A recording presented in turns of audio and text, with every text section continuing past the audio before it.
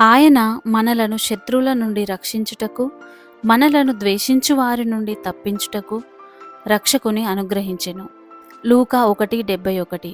ప్రియమైన క్రీస్తు సంగమా, ఈ వాక్యాన్ని ధ్యానిద్దాం రండి.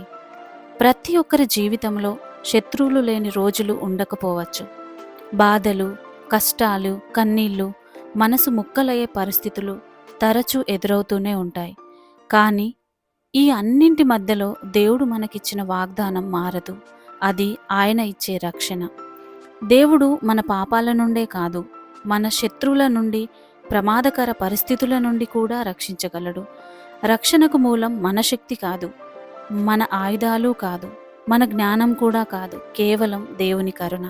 నీ చుట్టూ ఎంతమంది నీకు ప్రమాదం తలపెట్టాలని చూసినా, నీ శత్రువులు నీ నాశనం చూడాలని కోరుకుంటున్నా, నీ కుటుంబ సభ్యులే నిన్ను సూటిపోటి మాటలతో నీ మనసుని గాయపరచాలని చూసినా, నన్నెందుకు దేవుడు ఈ తోడేళ్ల గుంపులోకి పంపించాడు, భరించలేకపోతున్నాను అని అనిపిస్తూ ఉండొచ్చు. ఏం మాట్లాడినా, ఏ అడుగు ఎటువైపు వేసినా నిన్ను విమర్శించి, వాదనకు దిగి, దూషిస్తూ నీ మానసిక ఆరోగ్యాన్ని కృంగదీసేవారే నీ కుటుంబంలో ఉన్నా, నీ మేలు ఓర్వలేని వారందరూ నిన్ను గూర్చి చెడు మాటలు వ్యాపింపచేస్తూ నీ వ్యక్తిత్వాన్ని దెబ్బకొట్టాలని చూసినా, నిన్ను పడగొట్టాలని వ్యూహాలు రచించిన బ్రదర్స్ అండ్ సిస్టర్స్, రిలాక్స్. మన తరపున యుద్ధం చేయడానికి దేవుడు మనకి ఒక రక్షకుని ఇచ్చాడు. ఆయన మన పాపాల నుండి మాత్రమే కాదు, భౌతిక సమస్యల నుండి కూడా రక్షిస్తాడు. భయపడకు. ఈరోజు నీవు నిస్సహాయ స్థితిలో ఉండవచ్చు. నాకు సపోర్టుగా ఎవరూ లేరే, ఒంటరినైపోయానే అని అనుకుంటూ ఉండొచ్చు. నీ లేమిని చూసి అందరూ కలిగి ఉన్న నీ శత్రువుల వైపు సపోర్టుగా ఉండి ఉండొచ్చు. లేదా నీ పేదరికాన్ని చూసి నిన్ను హేళన చేస్తూ ఉండొచ్చు. గుర్తుంచుకో మిత్రమా, ఒకరోజు తప్పకుండా వస్తుంది.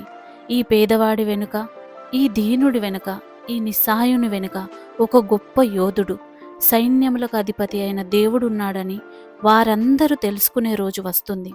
ఆ రోజు నుండి నీ శత్రువులు నిన్ను తాకాలన్నా భయపడతారు. ఎంతలా అంటే, మనం ఏం తలపెట్టినా వానికే మంచిగా మారుతుంది. వానికి వాని దేవుడు తోడుగా ఉన్నాడు. మనం చేసిన చెడు వ్యూహాలన్నింటినీ ఆశీర్వాదంగా మారుస్తున్నాడు. మనం నోరు మూసుకుంటే గాని వాని ఆశీర్వాదాలు ఆగేలా లేవని వాళ్ళే ఆగుతారు. ఆశీర్వాదాలతో కూడిన ఒక రక్షణ కోటను నీ చుట్టూ నిర్మించి ఉన్నాడు.